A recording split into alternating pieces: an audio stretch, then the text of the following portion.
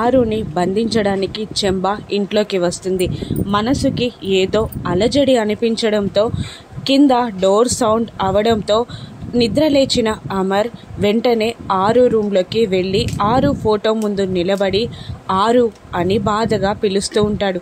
చెంబా నుండి తప్పించుకొని వచ్చిన ఆరు తన ఫోటో ముందు నిలబడిన అమర్ని చూసి పరుగున అమర్ దగ్గరికి వెళ్ళి ఏమండి అని పిలుస్తుంది.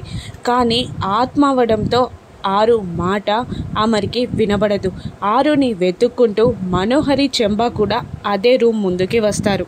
అప్పుడు భయంగా చెంబా మనోహరి వైపు చూస్తూ ఆరు అమర్ని వేడుకుంటూ ఉంటుంది. ఏమండి, ఆ చెంబా నన్ను బంధించడానికి వచ్చిందండి, ప్లీజ్ ఏది చేసైనా నన్ను కాపాడండి అని అమర్ని వేడుకుంటూ ఉంటుంది ఆరు. అమర్ దగ్గరున్న ఆరుని చెంబా చూసేస్తుంది. చెంబా ఆరుని బంధించగలదా? అమర్ ఆరుని కాపాడతాడా? రాను ఎపిసోడ్స్లో చూద్దాం. Thank you for watching.